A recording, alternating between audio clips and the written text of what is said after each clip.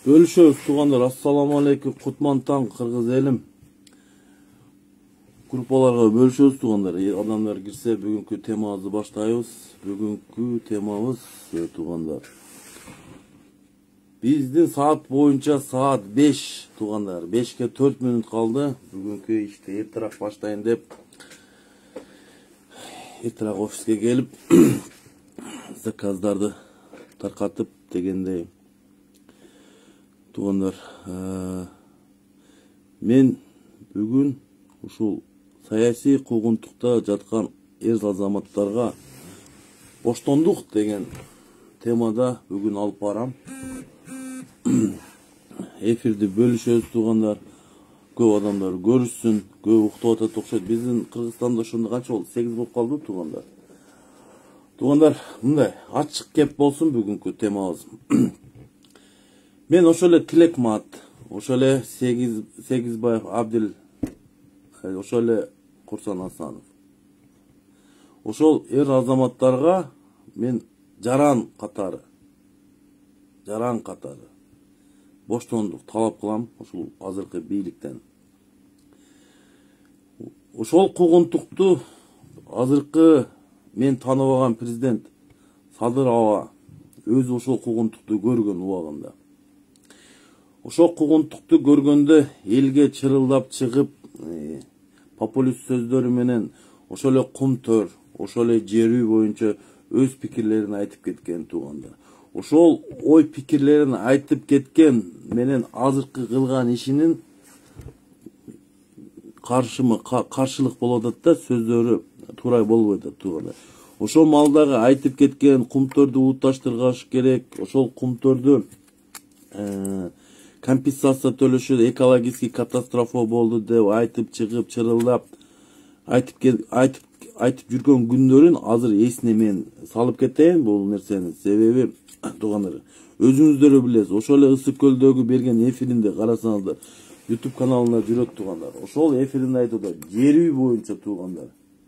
Жерүү боюнча азыркы кылган иши менен ошо айткан сөзү дал келеби же дал келбейби? Кумтөр боюнча туугандар, бул кумтөр менен таанылган бул Садырова, өзүңүздөр билесиздер. Ошо кумтөрдү улутташтырабыз деп чыгып, ошол трибунада парламентте сүйлөп, азыркы ушул бийликте Жээнбеков деген бар, парламентте отурат. Ошол киши спикер болуп турган. Ошол спикер ушунун парламентте сүйлөгөн, комиссияда сүйлөп чыккан законун ошол улутташтыралы дегенде четке кагып койгон ушул Асылбек Жээнбеков болот. Эртең менен сессияны баштаган, обедтен кийин анан башка чечимдер чыгып калган туугандар. Өзүңүздөр билесиздер. Ошентип жүрүп, бул Садырова камалып кетет туугандар. Камалып кеткенин сиздер жакшы билесиздер. 2017-жылы Казакстан менен Кыргызстандын границасынан өтүп келип атып,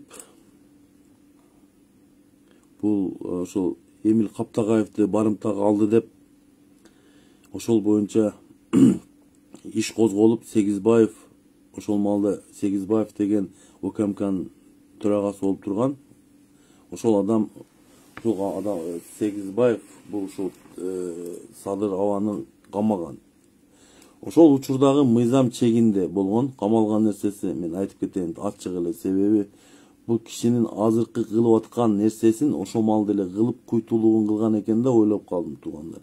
Элди алдап, мен келип атам, мына Кыргызстанга кирип келип атам, мени тосуп алыңыздар деп келип, популист сөздөрү менен келип камалган туугандар. Ачык эле айтайын. Бирок бул Садырованын куугунтугун мен куугунтук болгонун тааныбайм. Себеби бул куугунтук болгондо бул боюнча иш козголуш керек. Куугунтук болду деген ошол боюнча сот өкүм чыгарыш керек. Азыркы маалда Тилекмат, ошол эле Сегизбаев, ошол эле Курсан Асанов азыр отурган саясий эле куугунтук туугандар. Себеби Курсан Асановду ошол МВДны басып алды. Бир адам кантип МВДны басып алсын туугандар.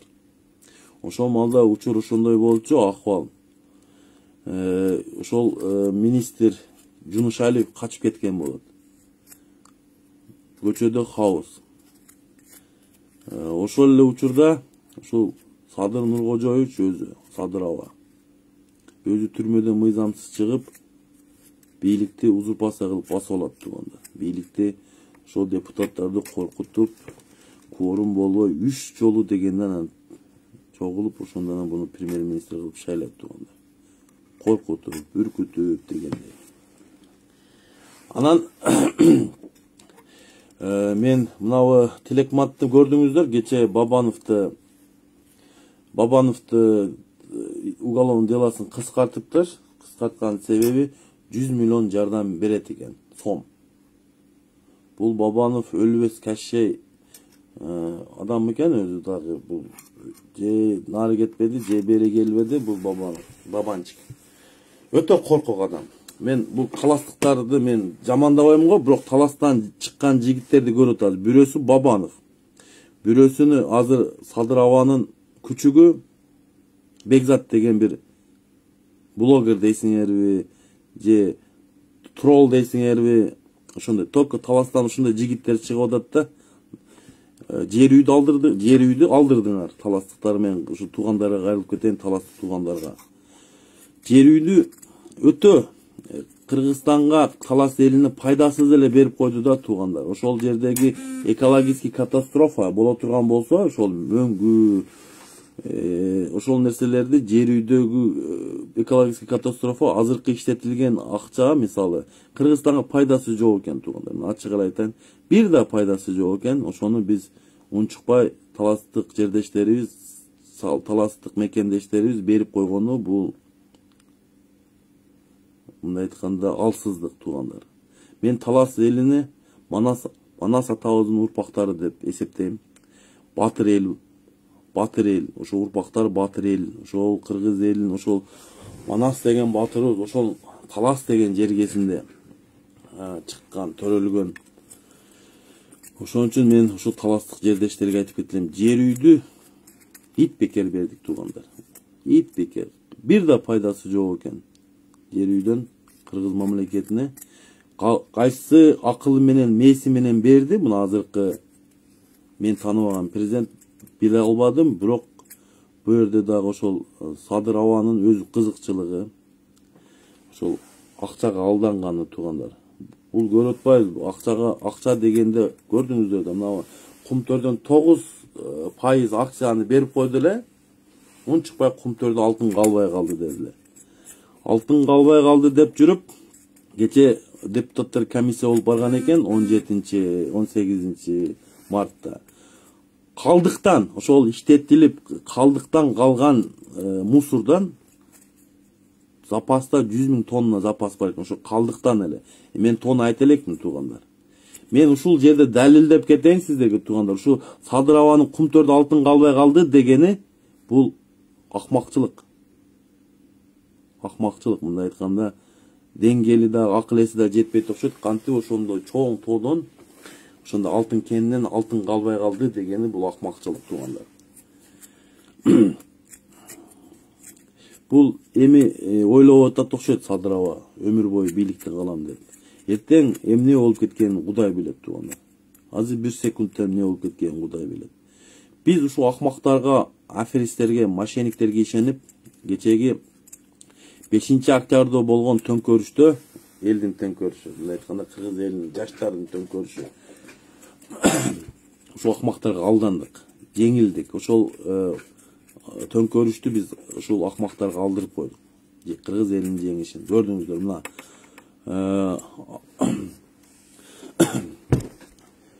азык түлүү баасы көрүп атасыздар Кыргызстанда.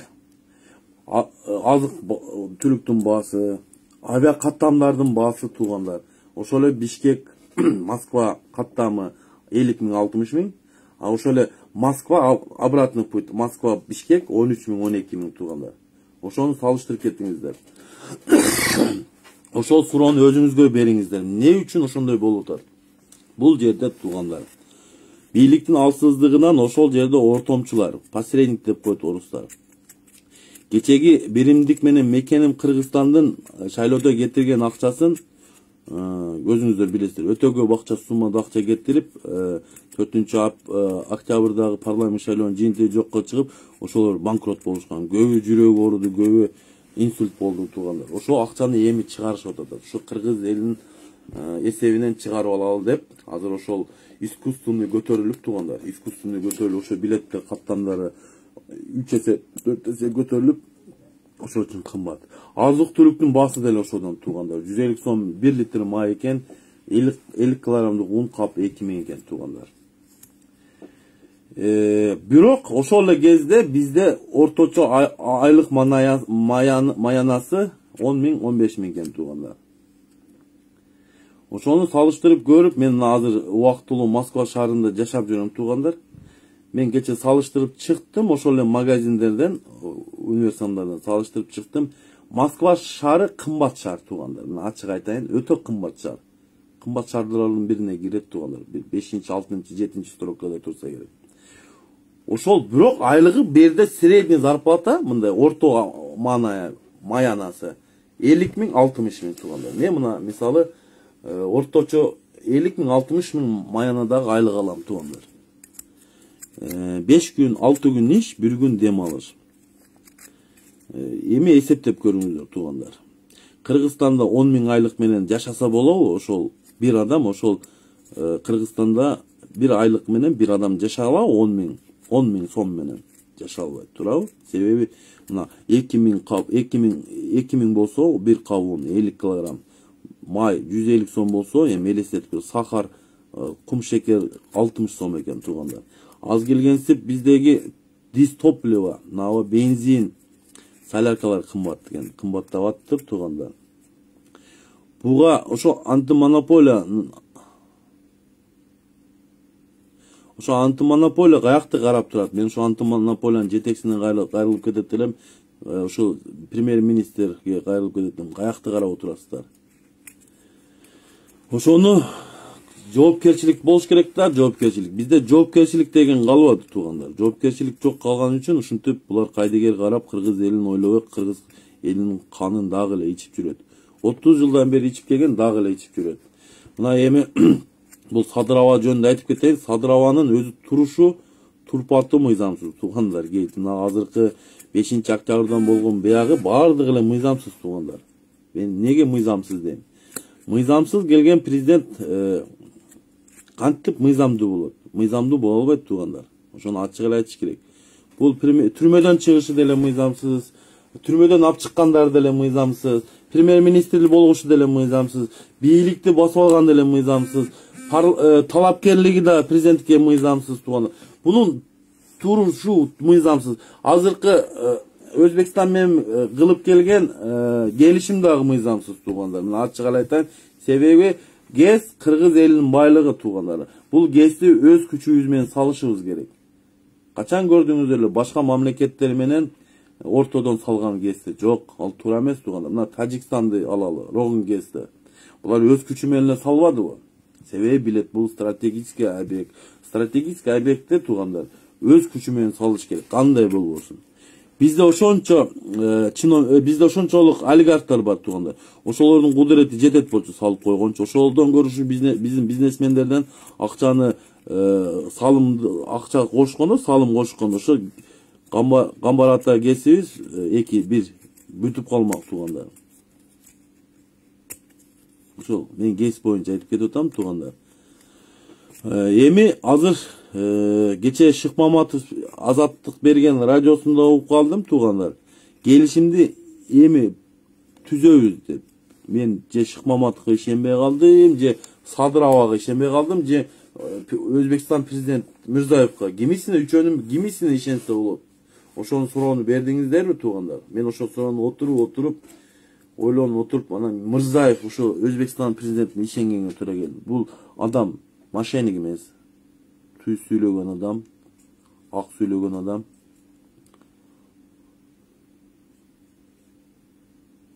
Беш жамыз камакка баланы окутуу.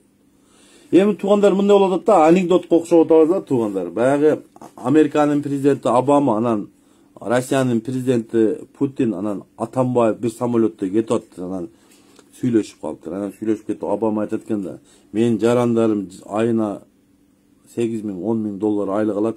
Жыл сайын 2 жолудан барып путевка алып дем алып келишет деп мактанып калды. Анан Путин айтып калды, менин жарандарым $2.000, $1.500 алат, жылына бир жолу болсо да Турцияга барып дем алып келет экен депти. Анан Атамбаев ойлонуп отуруптур. Менин жарандарым $100 алат дептир. Бирок жыл сайын 2 жолу 3 жолу той өткөзөт дептир. Ошого каяктан акча тапкан өзүм деле таң калам дептир да. Ошондой болуп атат туугандар. Бизде кандай болуп атат? Айлык маянасы аз, 10-15 миң. Ошол кеткен каражат, мисалы, ошол эле бир үй бүлөгө, мисалы, бир үй бүлөдө 2 адам иштесе 15 миң, 30 миң болсо, айына расход бир 40 миң, 50 миң расход бар Кыргызстанда туугандар. Себеби ошол эле свет, ошол эле газ, ошол эле суу, ошол эле мусор, коммунальный услугалар бар да туугандар. Ошону бизде эмнеге ошол кече эксперттер айтып кетти, жакырчылык 35%, 6,5 миллион, 6 миллион эл болсо, ошонун 35% жакыр жашаган эл экенбиз туугандар. Жакыр.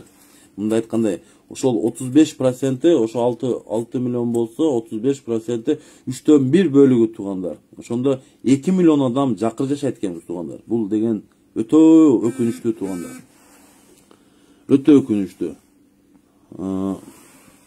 Бул деген 2 миллион деген 6 миллиондун ичинен 2 миллион жакыр адам жашайт деген бул мамлекетке жакшы нерсе алып келбейт туугандар. Ошол 2 миллиондун убалы бар. Ким ойлойт экен ошо 2 миллион жакыр жашаган элди ойлогон эр азаматтар бар бекен? Мен ушул кыргыз элинде чыныгы патриот, акыл эси жайында патриот жигиттер бар бекен деп азыр суроо берип кетем туугандар. Бар бизде. Ошол акыл эси жайында жүргөн эр азаматтар бийликке келбейт. Билесиздерби эмнеге келбейт? Себеби алар келсе коркот. Азыркы арамкорлор, пактакорлор жоопкерчилигин алып калат деп ошондой эр азаматтарды бийликке жолоттурбайт туугандар. Мына көрүп отуртпайбызбы? Рахмат Анитеже, рахмат чоң. Бактылуу күндөр келет. Мен ишенем, үмүт өчпөйт дегендей. Биз бир эле нерсе мына Анитеже айтып койгон, кыргыз элибиздин пейилибизди оңдошубуз керек туугандар. Биринчи очередь пейилибизди оңдойлу. Пейилди оңдосок, өзүбүзгө жараша президент келет. Эми бул азыр адаштык. Мына адашып калдык. Мына мыйзамсыз президентти шайлап алып, биз өзүбүз мыйзамды бузуп, ушул мыйзамсыз президентти өзүбүз алып келип отургузуп алдык туугандар. Өзүбүздө күнөө туугандар. Мыйзамсыз 2 жолу соттолгон адам башка мамлекеттерде, мисалы, демократиялуу мамлекетте 2 жолу соттолгон адам, анан дагы жогорку сотто өкүм чыккан. Жогорку сот өкүм чыгарган. 11 жыл 5 ай срок берген. Жогорку сот чыгарган өкүм аркага иштебейт туугандар. Булар ошо жогорку сотко чыгарган өкүмдү райондун деңгээлинде соттун өкүмүн апарып, бир түндө актап коюп атат. Ошол мыйзамсыз, ошол нерсе мыйзам. Ушул жерден башталып атат туугандар. Бардык нерсе ушул жерден башталып атат туугандар. Булар акылдуу болгондо мында кандай болот? Түрмөдөн чыккандан кийин үй камагына чыгарыш керек эле. Бул соттошуш керек эле. Алда бир процесс, бир 4 жыл 5 жыл кетет. Булар биринчи очередь Европейский сотко арыз жазыш керек эле. Ошо жогорку соттун өкүмүн чыккан Европейский сотко кайрылыш керек эле. Ошондой, өзү ошондой процесс жүрүш керек эле да. Анан бул ойлоп атат да, бизде акылсыздар көп экен, билбей калат деп. Мына мен жөнөкөй жаран катары мен билем. Мисалычы,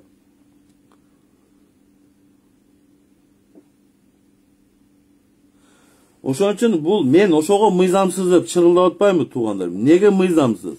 Бул азыркы кат-пат баягы токтом генералдарды берип атат. Булар жокко чыгарылат туугандар. Себеби өзү мыйзамсыз болуп атат. Бул ойлоп атат, азыр Ташиев генерал лейтенант алды, убактылуу алып турат. Убактылуу. Эртең башка бийлик келгенде буну биз көтөрүп чыгабыз туугандар. Көтөрүп чыгып, кайсы кылган эрдигине ошол эле генерал лейтенантты Ташиевке, генерал майорду Жапыкеевке берди, мисалы. Кайсы эрдигине, эмне кылганына. Бул өзүнүн уставы бар. Кандай малда, кайсы малда нам берилет, генералдык нам туугандар. Анан жөн эле кухняда отуруп алып генерал алган. Чынын ал кече Байсалов айтып кетпеди Азаттыкта. Бул Байсалов ошол Британия мамлекетинде Кыргызстандын элчиси. Ошол айтып кетип атат. Азыркы жаштар зек болуп туруп президент болуп калган ошондой сабак болду деми. Кухняда отуруп алып генерал болду деп атат. Ошол сөздүн мааниси өтө чоң да туугандар. Мен айтып кетерим туугандар, кечеги интервьюсунда мынабы президенттин катчысы, пресс катчысы деп койгу, пресс секретары. Мен билбейт экенмин Жапыкеевке генерал. Бул деген эмне деген акмакчылык? Интервьюга чыкканда бири-бири менен сүйлөшө албай булар. Мына өзүңүздөр карап көрсөңүз, ошол Жапыкеевке берилген мисалы генерал нам президенттин сайтында жок туугандар. Карап көрүңүздөр. Мен карап таппай койдум. Мен карап таппай койдум туугандар. Вообще таппай койдум. Рахмат Гүлэжеке, рахмат. Эми бир эле мындай да Гүлэжеке. Бардык нерсе өзүбүздөн болуп атат да. Эми мен көрүп атам, жакшы инсандар көп туугандар. Өзүбүз пейлибизди өзүбүз бузуп атабыз да, акча кулу болупчу. Ошо акча дегенде жөрмөлөбөш керек болуп атат да. Акча дегенде биз жөрмөлөп кетип атабыз. Пейлибизди оңдошубуз керек. Ошо намыз менен акчаны алмаштырып коюп атабыз. Намызыбызды акчага алмаштырып жүрүп атабыз да туугандар. Керек болсо мына кече көрүңүздөр да. Бир адал жашаган адам менен арам жашаган адамды бир ступенькага коюп коюп атабыз да, мисалы. Мына ошол мисалы мен ак менен караны айырмаласак дейм да туугандар. Мисалы мен бир эле мисал кетирейин. 2 жолу соттолгон адам кандай адам деп ойлойсуздар? 2 жолу соттолгон адам. Бир жолу эмес, 2 жолу соттолгон адам. Ал да жогорку соттун өкүмү чыккан. Ошол 2012-жылы ушул эле Ташиев, Мамытов, ушул эле Садыр аба Ак үйдү басып алам, Ак үйдүн дарбазасын ашып, шымдарын жыртып камалып чыккан. Буларчы 1,5 жылдан отуруп чыккан. Ошондо да өкүм чыккан туугандар. Ошол малда эле ошол Садыр абанын машинасында целый арсенал оружия чыккан туугандар. Ол документальный бардыгы закрепать этилген. Будан качып кутула албайт ал нерседенчи. Бул аба ошол колтугунда котур ташын азыркы мына арадан бир 10 жыл өткөндө 2-3 дегенде бийликти басып алды. Мына 3-чү попыткасы менен басып алды туугандар. Ачык эле айтыш керек да нерсеничи. Эми жашырганда эмне? Жашыргандан өзүбүзгө оор болуп кете берет. Барган сайын мына оорчулук түшүп атпайбы мына мисалы. Оорчулук түшүп атат. Мисалы Кыргызстанда жашоо Москвадан да кымбат болуп атат да. Мен Москвада жашап туруп, ушул жерде бир комната снимать этип жүрөмбү мисалы. Тамак ашым мага ашып келсе бир 15 миңден нарак бир жагы 20 миңге жетпеген расход да мисалы. Эми Кыргызстанга барып, менин өзүм эле үйүм Кыргызстанда, мисалы барып жашайын десем, үйдө 3 балам, мисалы апам, мен, аялым бир 5-6 семья болобуз да. Ошо 6 семьяны багыш үчүн мен Папа Карло болуп иштешим керек да Кыргызстанда. Эми айлык 15 миң болот. Ошо мен 15 миң менен Кыргызстанда мен бала чакамы, ошол ата-энеми, ошону багаламбы? Ошол суроону мен берем да өзүмөчү. Макул, азыр биз убактылуу ошол башка мамлекеттерде иштеп, мындай айлык маянасы чоңураак эптеп багып атабыз, тиричилик кылып атабыз. Эми мен дагы бир суроо берип кетем. Эмне үчүн өзүбүз талап кылбайбыз? Мисалы, ошол эле Кыргызстандан Москвага иштегени келе турган жарандар мага кайрылып атат. Эмнеге кымбат болуп атат билетина? Бул кымбатчылык билеттин, ага билеттин кымбатчылык дагы 1 жылча болот туугандар. Мен сиздерге айтып кетейин. 1 жылдан 1,5 жыл, 2 жылга чейин барышы мүмкүн. Себеби буга кайдыгер карап турган бийлик күнөөлүү туугандар. Азыркы бийлик. Азыркы биздин турган мыйзамсыз турган бийлигибиз күнөөлүү туугандар. Биз өзүбүз ошого кайдыгер карап туруп, ошолорго бийликти карматып койдук туугандар. Ошол эле азыр биздин мындай заман болуп калды да бизде Кыргызстанда мына 10 жыл, 15 жыл мурун айтып кетет эксперттер. Кыргызстанды мына каралар басып калды. Каралар 10 жылдан кийин каралар ушул бийликке келип калат деген ошол убакыт келди туугандар. Мына ошол каралар азыр Кыргызстан мамлекетин башкарып атат туугандар. ошол каралардын ичине ошол эле садыр абаңар кирет. Каралардын ичинде ошо бир группировка, мына ачык эле айтыш керек ал нерсеничи. Онун жашырганда эмне бар? Эми бардыгыбыз коркуп отура берсек, туугандар, мына бардыгыбыз, мен ушул таң калам, 6 миллиондун ичинен кантип ушу эр арзаматтар чыгып бетке айтканга, эми айткандар бар туугандар. Айткандардын Тилекматтын бирөөсү туугандар түрмөдө отурат. Себеби Тилекматтын акчасы жок, карапайымдын элдин баласы активист бала. Буга бийликтин күчү жетет. Мына Бабанчик, Райым миллиондогу акчалуу барларга бийликтин күчү жетпейт туугандар. Арамкор бийлик ошондой акчасы жок, карапайым элдерге эле күчүсү жетет да, ошондойлор эле камайт. Мынага Райым миллион, Бабанчик дегенде буларда акча бар, буларды акчасын алып, сакасын алып кое берет. Мына кече мен угушум боюнча Бабанчиктен 80 миллион деди, 80 миллион алып койду деп атат. 80 миллиончу. 80 миллион алып коюптур. Ташиев, мен угушум боюнча. Бирок чымбы калпы бул эми жөн эле сөз болду, бул жеке менин өзүм пикирим. Мен ичимге таңылабайм.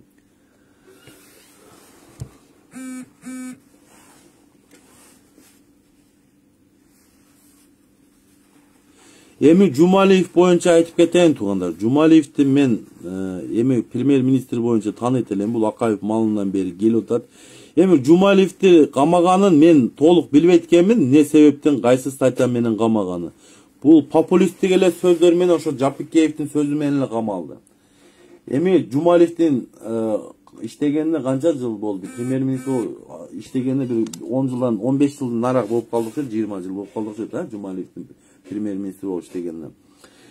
Жумалиев өзү акылдуу киши, алчы. Мен билишимче акылдуу профессор Акаевдин жанында жүргөн адамдардын бири. Эми Жумалиевден ошол мен Жумалиевди актаган жерим жок туугандар. Жумалиевдин кылган иштери, мисалы, мен Жумалиев азыркы бийликке салыштырмалуу, мен сизге айтайын, святой. Ачык эле айтайынчы, азыркы кылып аткан премьер-министр, президенттер, мына мен тааныбаган президенттер, Жумалиев булардын алдында святой, ачык эле айтайын. Булардын жанында аппапакай болуп калат Жумалиевчи. Себеби Жумалиевдин акыл деңгээли, кыргыз элине кылган жакшылыктарын мен жакшы деле биле бербейт экенмин, бирок мен окуп чыгам ушул кайсы жакшы кылган жерлери бар экен. Бирок Жумалиев азыркы бийликте турган адамдардан салыштырмалуу 100 эсе святойраак, ачык айтайын.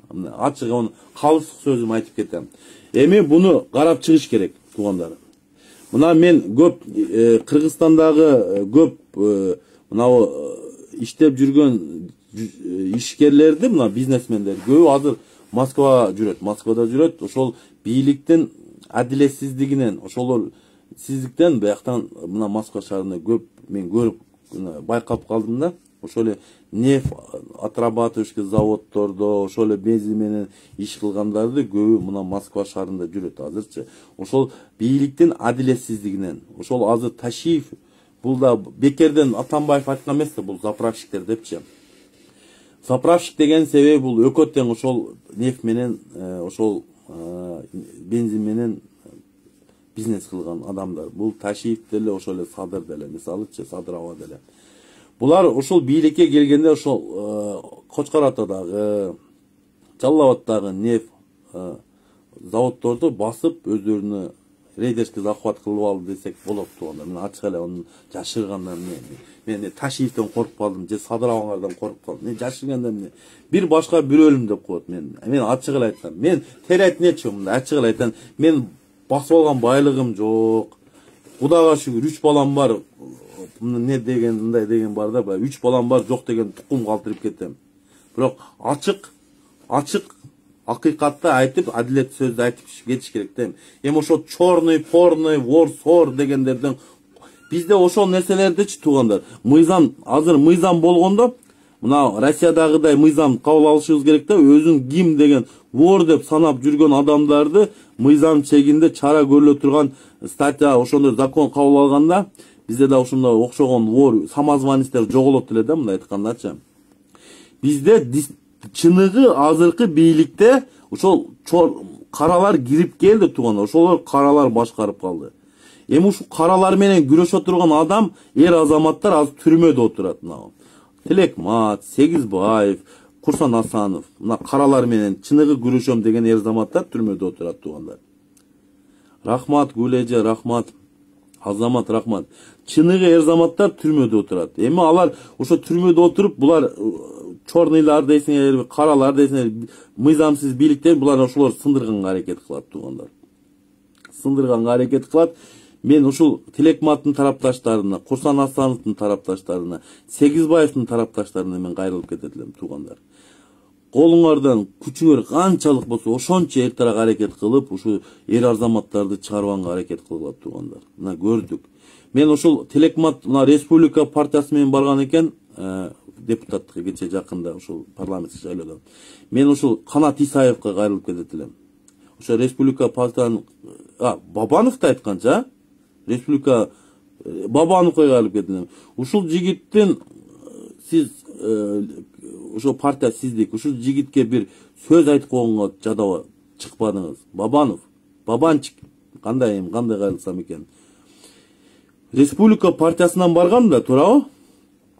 Кече Тилекмат парламенттик шайлоодо. Ошол өзүңүздүн партияңыздан бабага чыгып бир сөз айтып койгон Бабанчик бүгүн кечегинде 100 000 Кыргызстан мамлекетине жардам берет деп уголовный делосы кыскартылып, азыр кой берилди.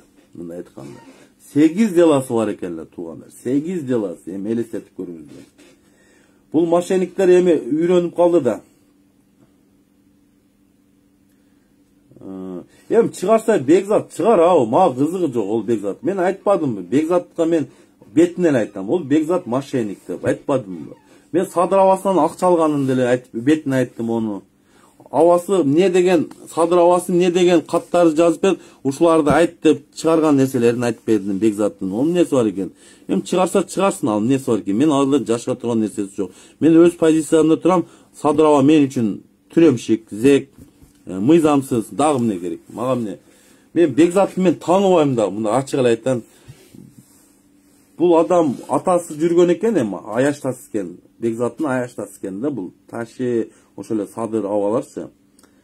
Эми бул билбейм, бул бала эмне кандай ниет. Эми бул бала ошо акчанын кулу туугандар. Ошол айын алып тура $10,000. Мен түшүнбөйм, эмне себептен бул ушундай башка жарандарды аброюна шек келтирип чыгып, анан кийин доказательствосы жок эле, далилсиз эле сүйлөп. Мен мисалы бир эле нерсени айтып кетейин, ошо Ороза айы боюнча чыккан бир эфиринде чыгып, менде видеолор бар. Ошо видеосу жок, видеону бар деп чыкканы бул өзү акмакчылык. Ороза айымды мен билем да, кандай кыз экенин, кандай кыргыздын патриот кыз экенин мен билем. Ороза айымды. Анан ошон чыккандан кийин анан эртеси мен кыргыз эли менен кечирим сурайм, анан ошол кыздан да кечирим сурайм деп өзү уят болду туугандар. Ошол адам далилсиз сүйлөп, мына жүрөт дагы элечи. Бул адам убагы келет, бул адамдын жоопкерчилиги каралыш керек. Бул адамга Бекзаткачы. Бул таластан чыккандар ким? Мына талас жергесинен чыккан ушундай шакалдар чыгып атпайбы? Бирок талас эли жакшы адамдар, өзү көп талас элдерди мен жакшы адамдарды билем. Мына Бекзатка окшогон Бабанчиктер чыгып атпайбы? Ушулар таластан чыккан эл да. Эми таластан чыккан эл өзү Манас бабабыздын урпактары болот, талас жергеси. Ошол жерден батырлар чыккан. Эми азыр батырлар чыкпай эле, эми мен бул таластык элге кайрылып кетет элем. Ошого окшогон акмактарды, Бекзатка окшогон, Бабанчикке окшогон акмактарды силер таластан дегенден уялгыла туугандар. Булар таластан меселе баягы Абыке Көбөштүн урпактары окшойт. Ушу Бекзат, Бабанчиктер ушундай эле ойлоп калдым. Мен талас элин мен билем, өтө батыр эл болот. Биринчи революция, экинчи революция өтө катуу катышкан эл, жанын берген эл, бул таластын эли өтө батыр эл болот. Мен ачык эле айтып кетем. Эми арасында ошо Абыка Көпөштүн урпактары калып кетти, ошо Бекзат, Бабанчик окшогондор ошол эле туугандар.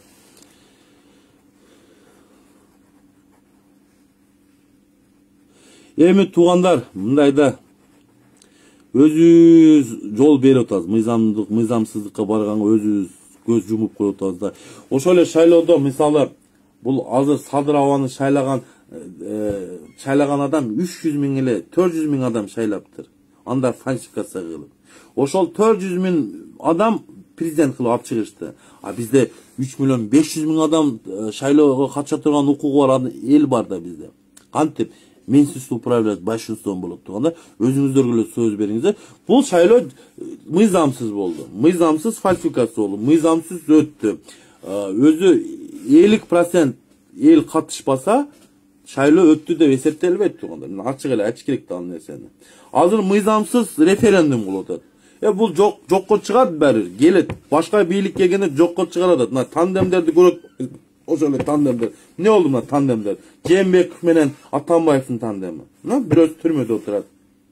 Ошо эле Шералыхан Нүсүп би ошо Шералыханды кой кайтарып жүргөн жерден алып келип хан кылган туган.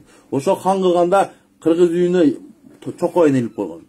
Акыры эмне болду? Нүсүп бийдин башына алып тийди Шералыхан. Көрдүңүздөрбү? Тугандар бул тандем болбогон нерсе тугандар. Мен ачык эле айтайын, азыр Ташиев, ошо эле Талант Мамытов, ошо эле Садыр Жапар, ошо эле Райым Миллондун, Жээнбековдун ортосунда келишпестиктер бар тугандар. Булар бири-бирине эле көшүн жейт. Биз мындай сырттан эле карап турсак, мына 6 ай ашпесе 1 жыл. Бири-биринин көшүн жейип өздөрү эле жок болот тугандар. Ошо эле. Биз эми бир эле Кудайдан тиленебиз ушул кыргыз элине адилеттүү президент келсе тугандар. Таза, коррупцияга аралашпаган, түрмөгө отурбаган жок дегенди тугандар. Мына чорный мир деп коебузбу, каралар менен аралашпаган адам келсе тугандар. Мына көрөт атабызбы, акылсыз, мээси жок, дөпарас президентти көрүп атпайбыз. Мына Садыр аба ошондой эле болуп атпайбы? Мына соглашенияларды кылып атат, келишимдер түзүп атат. Чүт калды сокко коридор ачып жүрөйүн дегенде Өзбекстандын коридор ошол сок анклавына. Жер кетти, Тажикстанда жер кетти, Алабукада жер кетти. Туурабы? Мына көрүп атпайбыз, мына ГЭСти Өзбекстан менен курабыз деп атат. Мына дагы эмне керек? Мына бул кыргыз элинин кызыкчылыгын ойлогон жок. Бул мына чөнтөктүн кызыкчылыгы, доллардын кызыкчылыгы. Жеке башын ошо эле туугандар. Азыр мына үкөлөрү мына ошо эле Садыр абанын үкөлөрү, агалары бийликке аралашып, мына саясатка аралашып, өздөрүнүн өзүнө жакын адамдарды апарып отургузуп, ошо эле прокуратурага, ошо эле милицияга, ошо эле администрация акимдерин апарып эле мына отургузуп атпайбы. Мына аралашпаган ушул. Аралашып атпайбы. Мен бетине эле айтам, ама коркпойм муну. Мына Ташиевдин деле, например, ошо эле Шайыр Ташиев деп, ошонун үйүндө очерет канча адам очерет турат. Ошо эле Садыр абанын инилер, агаларынын үйүндө канча деген очерет турат. Чемодан менен турат. А эмне? Жашыргандан эмне? Уску куркта кетет да туугандар. Мына Садыр абаңардын үйүндө да канча деген адамдар чемодан долларлар менен турат азырчы. Ону эмне? Айтыш керек да, эмне? Жашыргандан эмне? Ошону мына азыр эфирди көрүп турган адамдарга мына УКМКнын сотрудниктери мына ыймандуу сотрудниктерден кайрылып кетейинчи туугандар. Эми бул бийлик кетет туугандар. Ошого окшогон акмактарды, ошого мошенниктерди туугандар. Кантип сиздер ушу УКМКда иштеп туруп ошого допустить эттиңер? Мен түшүнбөйм ошол нерсени. Сиздер деген присяга бергенсиздер. Кыргыз элине присяга бергенсиздер. Президентке эмес, кыргыз элине присяга бергенсиздер. Кыргыз мамлекетине присяга бергенсиңер. Сиздер ошону карап туруп, кайнегер карап туруп, баягы Бакиев, Максим айткандай төпөрастар. Кем чонтойлорду апарып бирөөсүн УКМКга төрага кылдыңар, бирөөсүн президент кылдыңар. Ошого кандай жол бердиңер? Мен ушу УКМКнын мындай акылдуу, инсаптуу сотрудниктерине кайрылып кетет элем да. Ушул күнөө өзүбүздө туугандар, өзүбүздө. Ол ким? Элдар Абакиров деген ким? Мен тааныбайт экен бул. Элдар Абакиров азамат. Айтып кетсең, ким ал? Тааныбайт экен.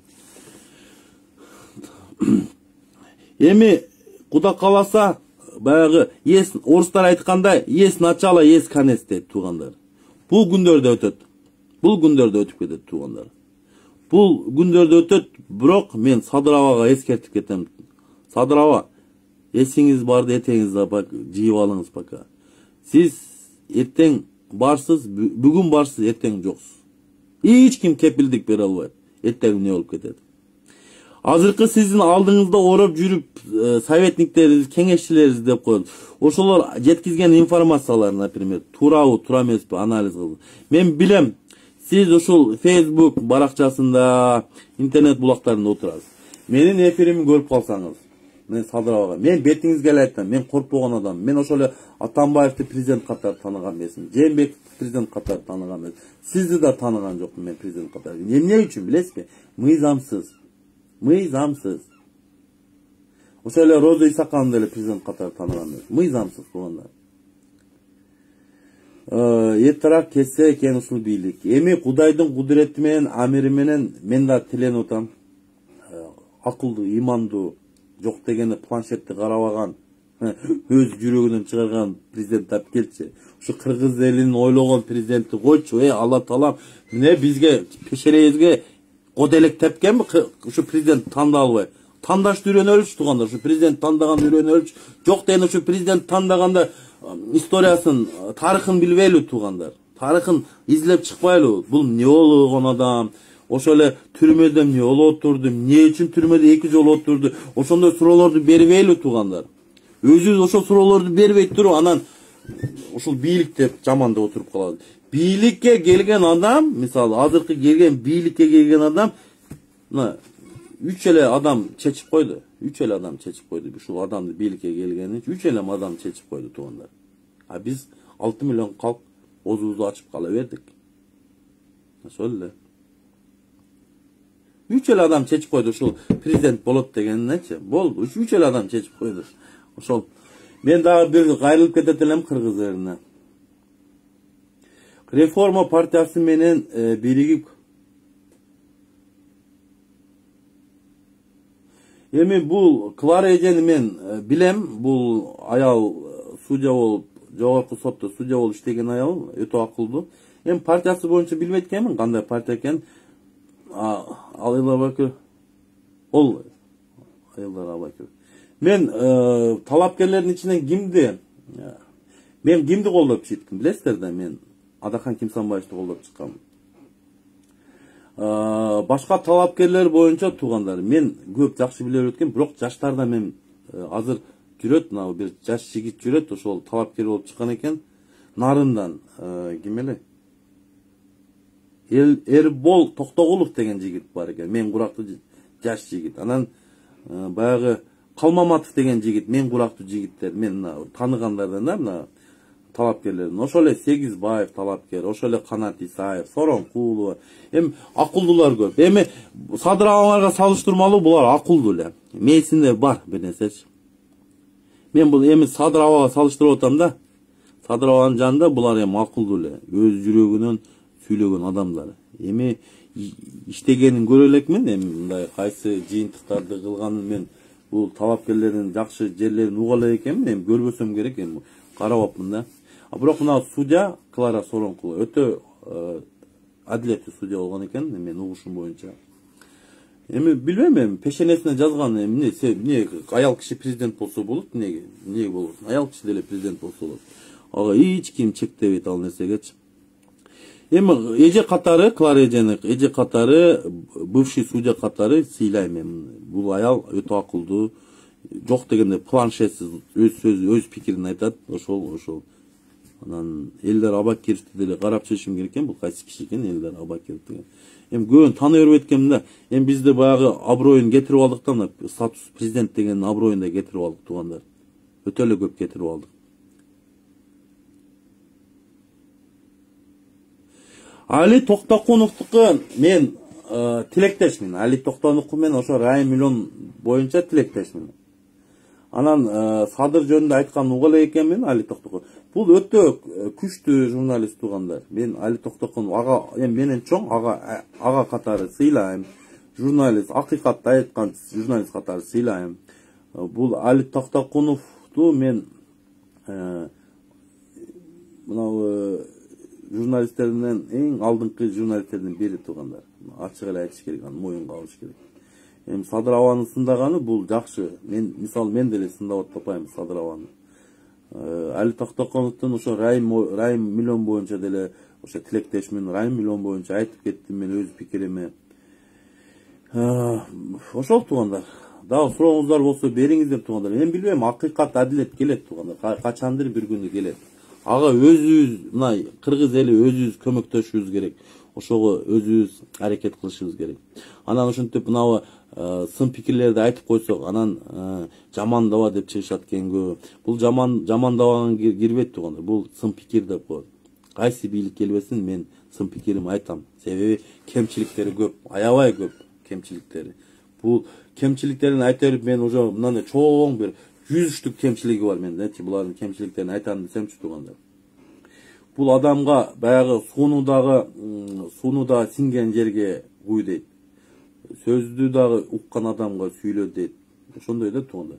Бул адамга өтпөйт. Бул адамдын өзү түлп адаты ошондой экен, көрүп атпайбызбы?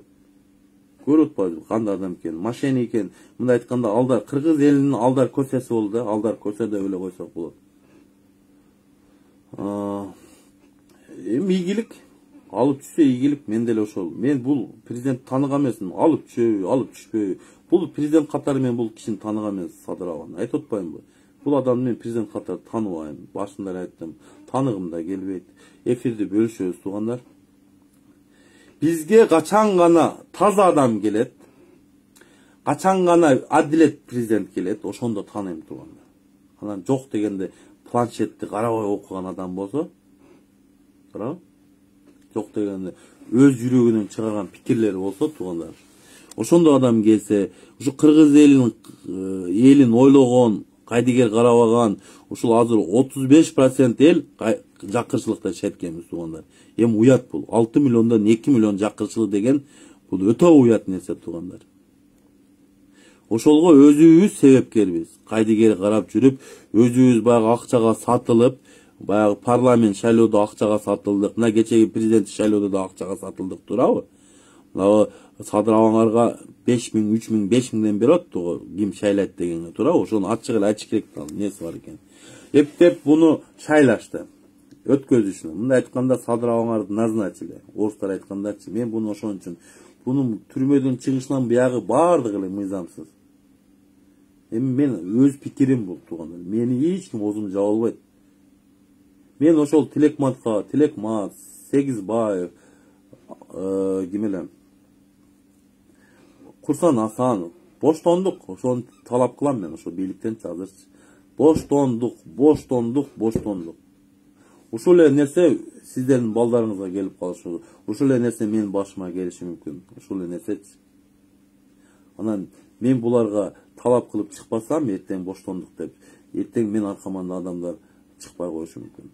Себеби мен деле ушул нерсеге учурап калышым мүмкүн. Мен деле эч ким кепилдик бере албайт. Мени деле ушинтип түрмөгө тыгып, сындырганга аракет кылышы мүмкүн. Ого эч ким кепилдик бере албайт.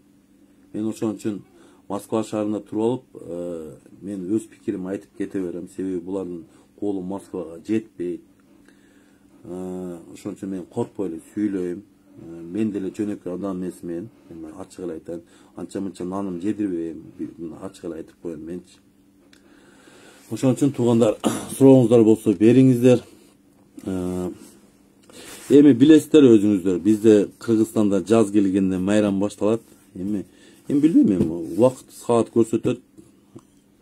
Убакыт саат туугандар, убакыт саат менен. Эми убакыт кетип атат. Ушундай акылсыз, билимсиздер бизди башкарып атат, мындай айтканда, чорныйлар. Эми эмне дейсиздер? Ошого өзүбүз уруксат берип койдук да туугандар. Өзүбүз кайдыгер карап койдук да.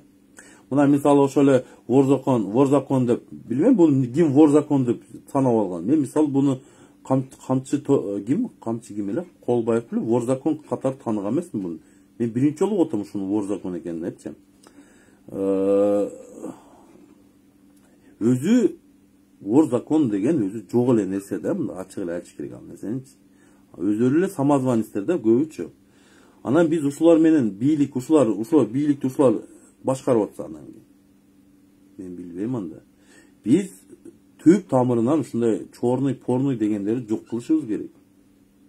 Биз мына мыйзамдуу мамлекет бололу десек, мына Грузияга окшоп эле, мына Россияга окшоп эле ошол законду кабыл алышыбыз керек. Мына өзүн ким вор закон деп санагандар барго, мыйзамсыз деп түрмөгө отурулуш керек. Ошол срогу бар. Анан биз ушуларды дактап эле порный деп дактап өзүбүз алып чыгып атпайбыз буларды, туурабы? Бул жакшы адам, элге жардам берип атат, адилеттүү атат. Ушу чорнойларды өзүбүз түзүп атабыз туугандар. Ушуларды биз ошо адал жашаган адамдар менен мыйзам менен жашаган адамдар менен бирге коюп атабыз да туугандар. Ушу көпөстөрдү өзүбүз дарттап алып атабыз да. Ушу көпөстөрдү биз жиркенсек, мисалы, ислам дининде мисалы мына окшогон көпөстөр жаназа окулбайт, мына көпөстөргөчү өзү ушу чорнойларга жаназа окулбайт. Ошону билесиздерби? Жок дегенде. Себеби булар элдин канын, жөнөкөй жарандардын канын ичкен көпөстөр болот. Тоногон. Бул чорнойларчы, мына ачык эле айтайынчы, мен бирөөсүн тааныбайт экен бул. Ушу Кыргызстандын чорный, морный дегенин бирөөсүн тааныбайт экен. Мына ачык эле айтайын. Же мен баягы сыртта жүрүп калганга тааныбаймбы? Эми билбейм эми. Мына американецтер 5 миллион ошол Колбаевка, Камчы Колбаевка 5 миллион награда кылып турго. Эми эр жигит азаматтар болсо алып чыгып бергиле Кыргызстандан 5 миллион алат экенсиң. Билбейм. Жок дегенде американецтер 5 миллион доллар берет экен, жок дегенде Кыргызстанга пайда болот. А эмне деди ана Садырова? Бул адам өлтүргөн эмес, биз бере албайбыз деп. Уят да, Шадиевке алмаштырабыз деп. Бул акмакчылык да, уят да. Кантип бересиң сенин шефиң болсо Камчы? Садырова уялчы кичине. Мына ачык эле айтайынчы. Мынанда акыл ээси жайын адам болсо 5 миллион береткен, жок дегенде Кыргыз мамлекетинин, Кыргыз элинин пайдасы дептир. Мен берип берет болчумун Камчыны 5 миллион эмес, 1 миллион долларга деле берип берет болчумун Камчы Колбаевдичи. Туугандар. Ошол туугандар. Сурооңуздар болсо бериңиздер, эфирин бөлүшүп кетесиздер. Экинчи класста. Эми экинчи класс билбедим бул салы. Эми бул тарыхта калат да туугандар, тарыхта калып кетет. 2 жолу отурган зек президент, мыйзамсыз президент болду деген тарыхта калат ал нерсе. Кийин анан мен неберелерим айтам да, убагында мына Садыр деген зек болгон. Түрмөдөн чыгып, мыйзамсыз президент отурганда эмне? Ошентип неберелерим айтып берип турам. Ошого ушундай зекке каршы чыкканмын мен, ушу президент, мыйзамсыз президентке депчи. Кийин неберелерим жомок кылып айтып берем да.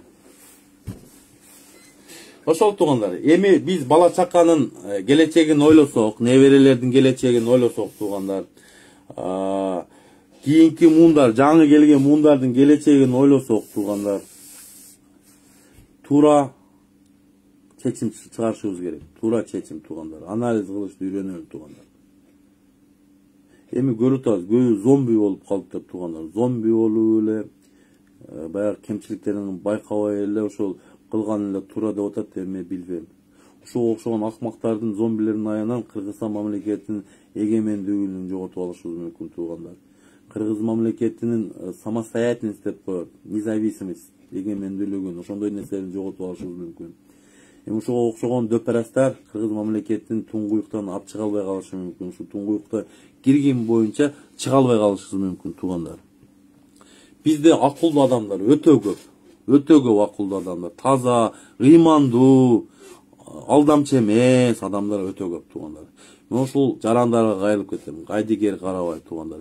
Бир кол менен бир муштумга келип, ушул президент мыйзамсыз деп туруп, бил президентти тааныбайбыз деп туруп, ошентип бир кол чаап койсок туугандар, бул тааныбаган президент кетет өзү эле арызын жазыпчы. Буга импичментин да жарыялаштын кереги жок туугандар. Импичментин мыйзамсыз президентке жарыялабайт. Мен дагы бир жолу айтып кетейин. Бул президенттин 2 жолу бар. Атамбаевдин жанына барып отурат бир болсо бир жолу бар, ошо башка мамлекетке качат туугандар. Ошол 2 жолу бар тууган. Бул кишини мен мыйзамсыз президенткен таанайм, Президент катары тааныбайм. Мен Кыргыз элин чакырып кетем туугандар. Бир муштумга чогулалы дагы туугандар. Мыйзамсыз президент. Президент катары тааныбайбыз деп койсок туугандар, болду. Бул кетет. Таза президентти шайлап алабыз туугандар. Мана 5-октябрдан болгон биягы мыйзамсыз туугандар. Барды жокко чыгат. Ошол генерал-лейтенант алдыбы, генерал-майорду алдыбы, барды жокко чыгат туугандар. Мына 28-октябрдан биягы мыйзамсыз депутаттар турат. Булар дагы биягы жокко чыгарат. Ошол токтом, өкүм, айлыктары. Айлык албайт дедилер, дагы эле айлык алып атат туугандар булар. Өзүңүздөр билесиздер, айлык албай иштейт деген да. Анан дагы бир нерсесин айтып кетейин. Булар эмне үчүн ушул референдумду өткөзүп жаңы конституцияны кабыл алабыз деп. Булар өздөрүнүн ылайыкташтырып, мынау Түркменистанда диктаторский режим деп коет. Ошол режимди кыргыз элине киргизем деп атат. Кыргыз эли бул диктаторский режимди кабыл албайт. Мен Садырага дагы бир жолу айтып кетейин.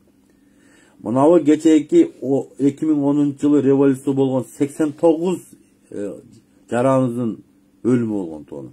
Ошол өлгөн адамдардын арбагы ушуларды урсун. Ачык айтайын. Ушулардын ошол 89 жаранын арбагы ушу Садыр, Таши, Мамыттарды урсун. Ачык айтайын.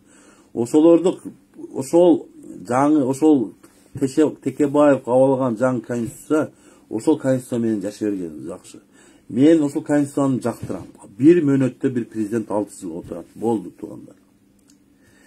Ошол конституция парламентский президенттики башкаруу деген туугандар. Биз чимкириктер, мына ошо чимкириктер, мына 120 депутат. Өздөрүнүн укугун өздөрү колдоно алып, ошентип чимкирик атка конду. Өздөрүн ошол парламентский президенттики башкарууда өздөрүн көрсөтсө болот болчу туугандар.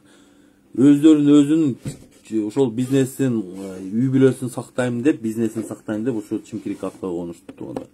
Бул конституцияда сөз жок туугандар. Иштейм деген адам 10 күндө результат, 1 айда көрсөтсө болот. Мына басып келди бийликти, 6 айдан өттү. 6 айда эмне результат кылды? Мен эсептеп калгам. Только кыргыз элине зыян кетирди. Кез Өзбекстан менен курам деп, мына Көкташтагы, Аксайдагы, Баткендеги жер кетти тажиктерге, Алабукадагы жер кетти. Кылган жакшылыктарын көрүп атасыздар. Кыргыз элине только зыян келтирди. Жетим ток Кытайга кетти туугандар, ону азыр туруңуздар, азыр башталат. Жер үй орустарга кетти мына.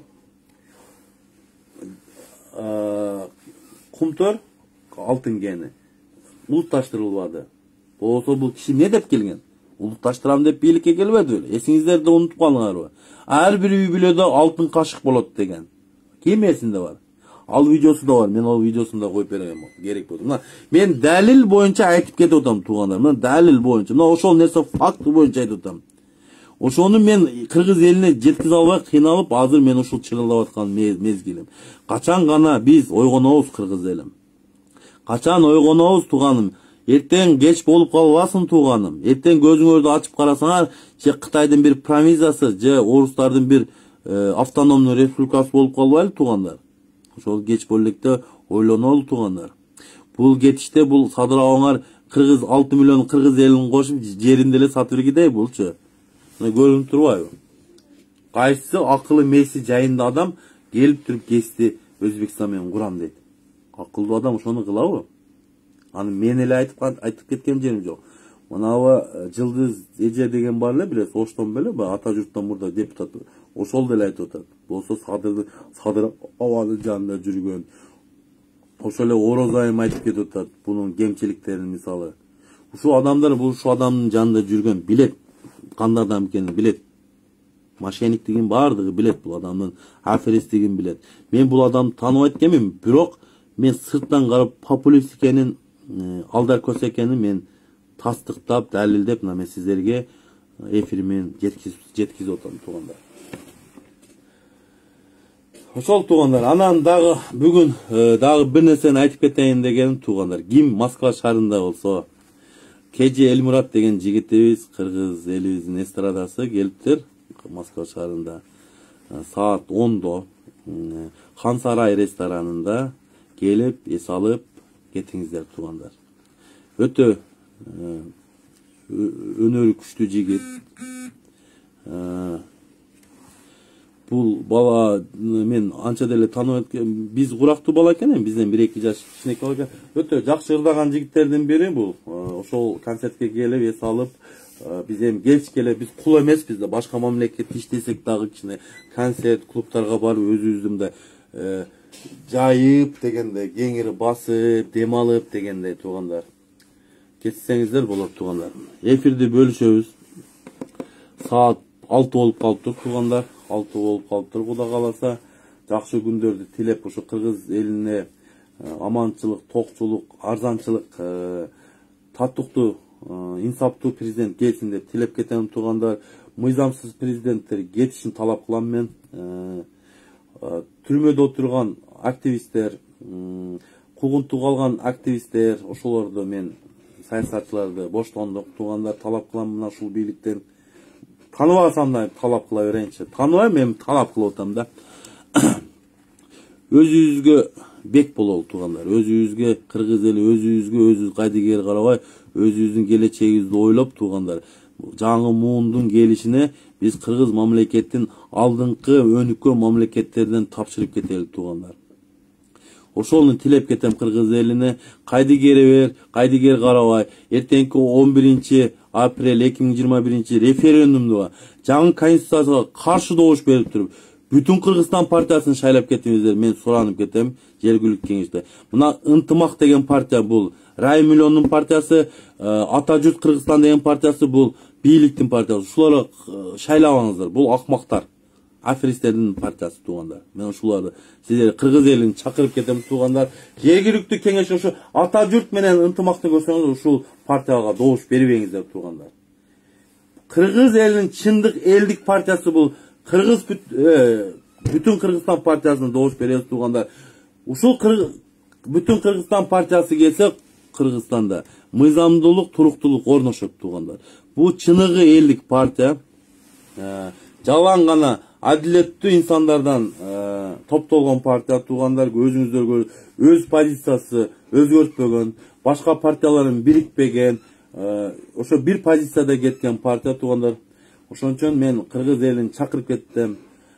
Азыркы мыйзамсыз бийликтен талап кылып, Тилекмат менен Сегизбаевди, Курсан Асанов саясий куугунтук жаткан түрмөдө жаткандарды талап кылып боштондукка чакырып кетем туугандар.